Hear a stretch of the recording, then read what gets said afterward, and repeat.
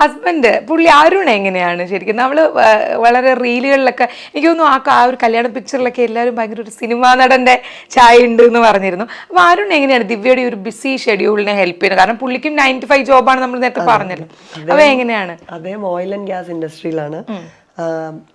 അദ്ദേഹത്തിനും യാത്രകളുണ്ട്, അപ്പോൾ of shore യാത്രകളുണ്ട്. അപ്പോൾ രണ്ടുപേരുടെയും ബിസി സ്കെഡ്യൂളാണ്. സത്യം പറഞ്ഞാൽ അദ്ദേഹം ജോലി കഴിഞ്ഞ് വരുന്ന സമയത്താണ് എൻ്റെ ജോലി സ്റ്റാർട്ട് ചെയ്യുന്നത്. എൻ്റെ ക്ലാസ്സുകൾ സ്കൂളുകൾ കഴിഞ്ഞിട്ടാണല്ലോ, കുട്ടികളുടെ സ്കൂളുകളിൽ. അപ്പോൾ 6 to 8, 9 ആണ് എൻ്റെ ഡാൻസ് ക്ലാസ്സസ്.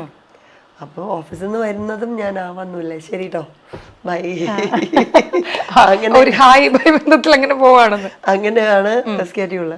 പിന്നെ വീക്കെൻഡ്സ് ആണ് കുട്ടികൾ വീട്ടിലുള്ളത്, അതായത് ജനറൽ എൻ്റെ സ്റ്റുഡൻസ് ബേസ്. അപ്പൊ ഞാൻ ശനിയാഴ്ചയൊക്കെ രാവിലെ 8 മണിക്ക് ക്ലാസ് തുടങ്ങി 6 മണി വരെ ക്ലാസ്. അപ്പോൾ അങ്ങനെ ഒരു ഇതുണ്ട് ഞങ്ങളുടെ സ്കെഡ്യൂളിങ്ങിൽ കുറച്ച് ഇതുണ്ട്. പക്ഷെ അരുൺ ആണെങ്കിലും ഓഫ് ഷോർ പെട്ടെന്ന് വന്നു കഴിഞ്ഞാൽ പോയാൽ ചിലപ്പോൾ 1.5 മാസമൊക്കെ പോകേണ്ടി വരാറുണ്ട്. 1 മാസം, ചിലപ്പോൾ 2 ആഴ്ച ആയിരിക്കും, ചിലപ്പോൾ 1 മാസം, അങ്ങനെയൊക്കെ.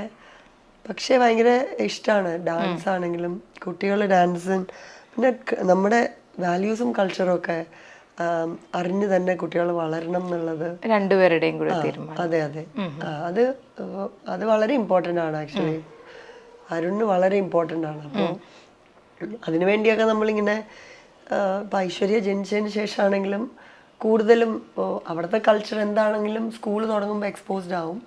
നമ്മുടെ കഥകളും പിന്നെ അരുൺ ബോംബെയിൽ വളർന്നതുകൊണ്ട് ഹിന്ദിയും ഫ്ലുവൻ്റ് ആയിട്ട് സംസാരിക്കുന്നതുകൊണ്ട് ഐശ്വര്യ അരുണും സംസാരിക്കുന്നത് ഹിന്ദിയിലാണ്, ദിവ്യ മലയാളത്തിൽ. അതെ അതെ. പിന്നെ അവിടുത്തെ ഇംഗ്ലീഷ് ഭാഷകളെല്ലാം കുട്ടികൾക്ക് മറ്റൊരു മിക്സഡ് കൾച്ചർ ആണെന്നൊക്കെ വീട്ടിൽ ഇല്ലില്ല ഫ്ലുവൻ്റ് ആയിട്ട് സംസാരിക്കും ഹിന്ദി ആണെങ്കിലും.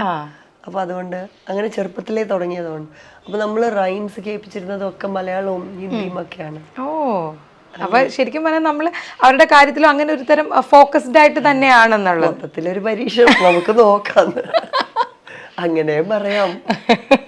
അല്ല ദിവ്യ ഇപ്പൊ പറഞ്ഞല്ലോ, ദിവ്യയുടെ ആ ഒരു കാലഘട്ടങ്ങളിൽ, അല്ലെങ്കിൽ ദിവ്യ സിനിമ നിർത്തി പോകുന്ന ആ ഒരു കാലഘട്ടങ്ങളിലൊന്നും സോഷ്യൽ മീഡിയയോ ഒന്നും സജീവമല്ല. ഇപ്പം നമ്മൾ പറഞ്ഞില്ല, ആ ക്യാമറ കണ്ട് പകച്ചു നിൽക്കുന്ന ദിവ്യനെ നമ്മൾ കഴിഞ്ഞ ദിവസം കണ്ടിരുന്നു. അപ്പം ഈ സോഷ്യൽ മീഡിയ ഒക്കെ ദിവ്യ എങ്ങനെയാണ് ഉപയോഗിക്കുക? കാരണം വളരെ അത്ര ഒരു ആദ്യമൊന്നും ഞാൻ ഒന്നും എടുത്തിരുന്നില്ല. അതായത് വാട്സാപ്പ് ഒക്കെ വന്ന ഏകദേശം ഒരു വാട്സാപ്പാണ് ഞാൻ പറയുന്നത്, ഒരു 2-3 വർഷം കഴിഞ്ഞിട്ടാണ് ഞാൻ വാട്സാപ്പ് തന്നെ പോയി ഇത് പറഞ്ഞു. ഞാൻ പഴയ ടെക്സ്റ്റ് മെസ്സേജിങ്ങും ഫോൺ വിളിക്കലും പിന്നെ അവിടെ വോയിസ് മെയിലും കൂടി ഉണ്ട്. അതൊക്കെ തന്നെ ഞാൻ കുറെ നാൾ ഫോളോ ചെയ്തിരുന്നത്. പിന്നെയാണ് പതുക്കെ ദിവ്യ ഒരു ക്ലാസ് ക്യാൻസൽ, ഇപ്പോൾ അവിടെ ബാഡ് വെതറോ അങ്ങനെ എന്തെങ്കിലും ക്ലാസ് ക്യാൻസലേഷനൊക്കെ വന്നാൽ ഞാൻ ഇരുന്ന് 12-15 കോളൊക്കെ വിളിക്കും, ഓരോ കുട്ടികളുടെയും ഒരു ബാച്ച് മുഴുവനെ. അപ്പോൾ പിന്നെ പതുക്കെ എല്ലാവരും പറഞ്ഞു ഒരു വാട്സാപ്പും ഫേസ്ബുക്കും അങ്ങനത്തെ കാര്യങ്ങൾ. അതെ, അമേരിക്കയിലെ ആ വില്ലേജിലുള്ള ഇപ്പോഴും പട്ടിക്കാട്ടുകാർ അങ്ങനെയുള്ളവർ പറഞ്ഞു എന്നോട്. അപ്പോൾ എന്ന് വെച്ചാൽ നമുക്കിത് കഴിയാത്തത് കൊണ്ടല്ല, പക്ഷെ ആ ഒരു ട്രാൻസിഷനോ ഇപ്പൊ ഇനി അതിൻ്റെയൊക്കെ ആവശ്യമുണ്ടോ എന്നുള്ള ഒരു ഫീലിംഗ് ആണ്.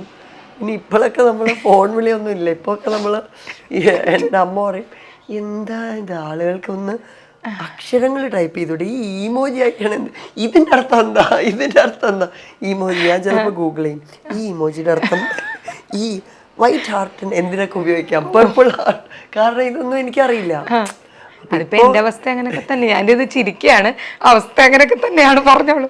ഇപ്പൊ അങ്ങനെ ഫുൾ ഓൺ ആ സൈഡിലേക്കാണ് നീക്കം. പക്ഷെ പണ്ട് മറ്റേ വരാനായിട്ടുള്ള മടി ഉണ്ടായിരുന്നു. എന്നാലും ഇൻസ്റ്റാഗ്രാമും ഫേസ്ബുക്കും ഒക്കെ അതായത് വളരെ കറക്റ്റ് ആയിട്ട് പ്ലാൻ ചെയ്ത് പോസ്റ്റ് ചെയ്യാൻ അങ്ങനത്തെ ഒക്കെ ഭയങ്കര എനിക്കറിയാം. കാരണം നമ്മുടെ ഫോട്ടോഗ്രാഫേഴ്സ് ഒക്കെ തന്നെയാണ് എനിക്കത് ഫോട്ടോഷൂട്ട്സ് ഒക്കെ നടത്തുമ്പം അതിന്റെ കഥകളൊക്കെ പറഞ്ഞു കേട്ടിട്ടുണ്ട്. പോസ്റ്റ് ചെയ്യാനൊക്കെ വിളിച്ചു പറഞ്ഞാൽ ചേച്ചി പിന്നൊക്കെ ആയിരിക്കും അത് കേട്ട് പോസ്റ്റ് ചെയ്യുന്ന കഥകളൊക്കെ ഞാൻ കേട്ടിട്ടുണ്ട്. അയച്ചിട്ടുണ്ട്, കണ്ടായിരുന്നോ? ഓ അയച്ചു അല്ലേ, അവസ്ഥയാണ്. എനിക്കറിയാം, എനിക്ക് ആ കഥകളൊക്കെ അറിയാം. ഇപ്പൊ വിചാരിക്കും പക്ഷെ ഓർഗനൈസ്ഡ് ആവണം. ഇൻസ്റ്റാഗ്രാമിൽ ഇങ്ങനെ ഡ്രാഫ്റ്റ് സേവ് ചെയ്യാനുള്ള ഫീച്ചർ ഉണ്ട്. ഓണം, വിഷു ഇതിൻ്റെ ഒക്കെ നമ്മൾ പ്ലാൻ ചെയ്തെടുത്ത് അവർ ഇൻസ്റ്റാഗ്രാം തന്നെ പോസ്റ്റ് ചെയ്യും, സ്കെഡ്യൂൾ ചെയ്ത് വെക്കാന്നൊക്കെ വിചാരിക്കും.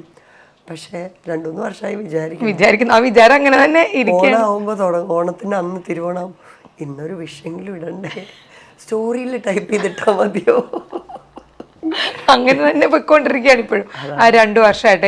എനിക്ക് ആ ഫോട്ടോഷൂട്ടിന്റെ കഥ എനിക്ക് അറിയാവുന്നുണ്ട്, പറയേണ്ട കാര്യമില്ല. ഇപ്പം ഇത്രയും ചിരിക്കുന്ന ഒരു ദിവ്യനെ വളരെ കുറവാണ് ഞാൻ കണ്ടിട്ടുള്ളത്. കുറച്ച് സീരിയസ് ഒക്കെ ടീച്ചർ മൂഡിലൊക്കെ ആണല്ലോ. അപ്പോൾ ഈ ജീവിതത്തിലെ ഇപ്പോൾ പ്രതിസന്ധി ഘട്ടങ്ങളൊക്കെ പലപ്പോഴും നമുക്ക് വരാറില്ല. അപ്പോൾ ഈ തീരുമാനമൊക്കെ എടുക്കുന്നത് ഒറ്റയ്ക്കാണോ അതോ ഈ അച്ഛൻ അമ്മ അങ്ങനത്തെ ഒരു സപ്പോർട്ട് സിസ്റ്റത്തിനെ പിടിക്കാൻ? അച്ഛനും അമ്മയുടെ ചോദിച്ചിട്ട് തന്നെയാണ് എല്ലാ തീരുമാനങ്ങളും എടുക്കുക.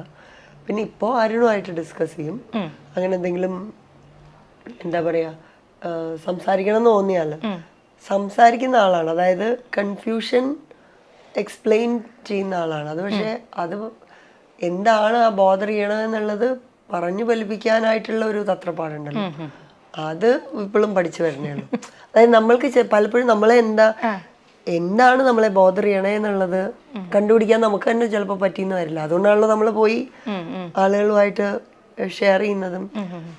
പക്ഷെ തീരുമാനം അവരുടെയൊക്കെ ഒപ്പീനിയൻ അനുസരിച്ചിട്ടുള്ള ഒരു